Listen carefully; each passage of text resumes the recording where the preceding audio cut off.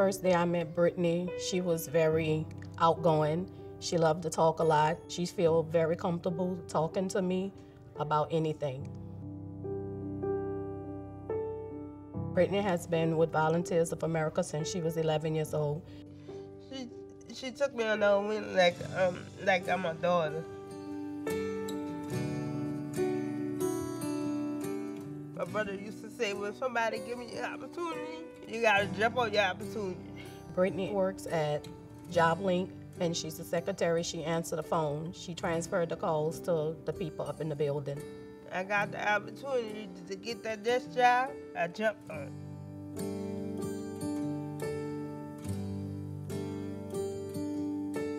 it. Brittany is a person that don't like people to do very much for her. She likes to do a lot of things on her own. Brittany has cerebral palsy, but it doesn't stop her from doing the things that she needs or wants to do.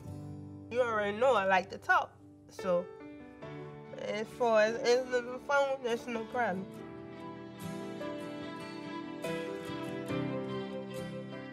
Brittany chores and responsibility of the household. She washes her laundry, she assists in the kitchen, and she can sweep and mop with assistant. We have certain days, like today's Wednesday.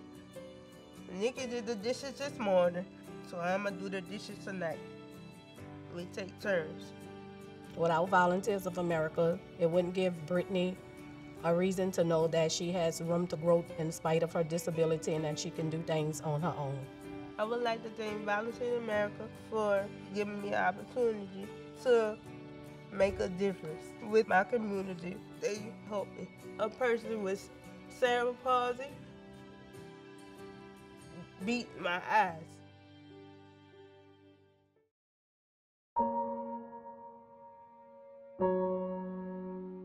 We all, loved one another, but we grew up very poor. Sometimes we had food, sometimes we didn't.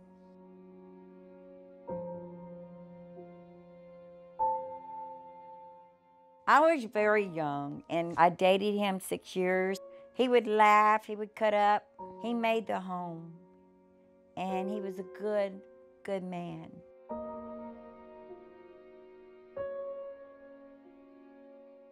It was very hard. I didn't know what to do with myself. And then I got with this guy that was very abusive. It was very, very hard on me. I told my children, I said, I can't live like this no more. I just had so much anger in my heart, so much bitterness in my heart, till I didn't even love myself.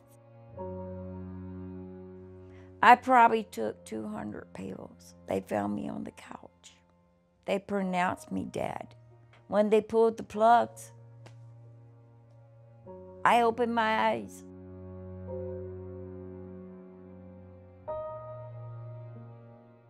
I went back because I had nowhere to go.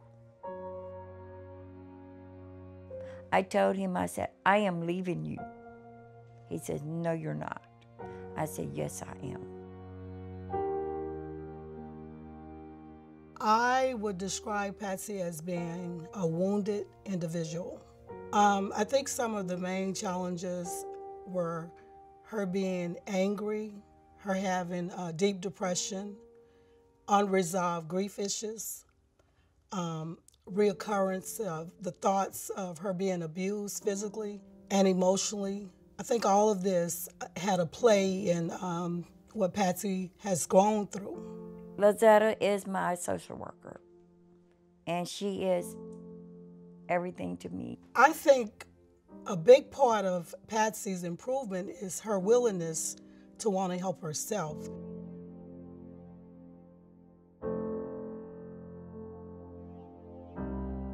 If you want help, you can get help, but you gotta want it. I would describe Patsy now as being a flourishing person.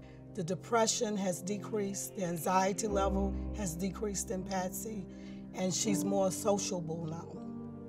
Volunteers of America has done so much for me. They have brought me to nobody to somebody now. I am one of the happiest people now. I'm a different person because of Volunteers of America.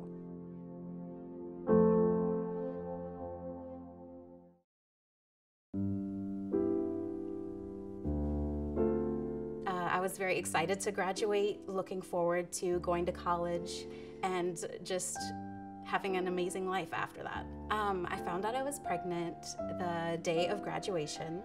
I do remember not thinking that it was true. I just remember going to the doctor visit, being able to see the sonogram, see the baby right there, and you know, that kind of makes it real for everyone. My plans for the baby, going through college that first semester, were to parent. I remember going through that whole semester, not necessarily prepping.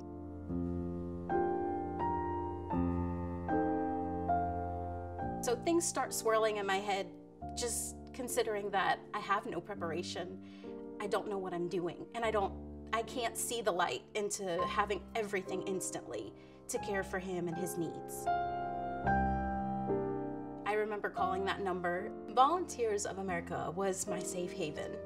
It was a place where I wasn't pressured. It was a place that I could go to and have an open conversation of, here are your choices. We're not gonna push you to do anything you don't wanna do, but I want you to know that you have choices.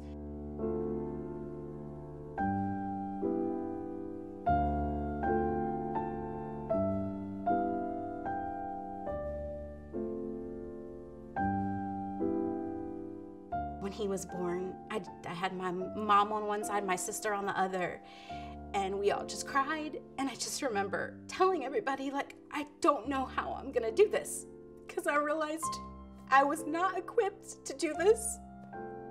I was not mature enough, and I just didn't have the tools to be there for him like I wanted to be, like I still would love to be.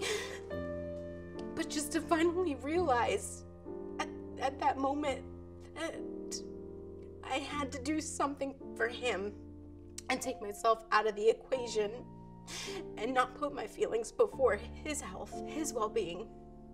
And just to know that he needed a family who not only loved him, but loved each other and was a strong bond.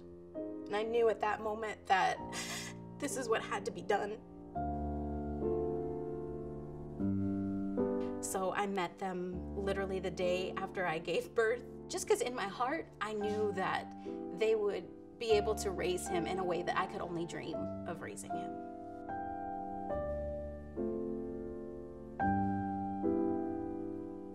It was a gift to be able to see him and just to see how much he had grown. I'd get to feed him and hold him and sing to him, all the things that I had thought, this is never gonna be possible. When you look back, it's a blessing to be able to say how much I've been gifted, because people really, they don't get this every day. Just to be able to say that Max is in good hands and that we're able to still have our relationship. It's very different from a mom-son relationship, but it's one that I cherish because it's unique and I can't explain it to anyone because I'm not an aunt, I'm not a mom, I'm Lala.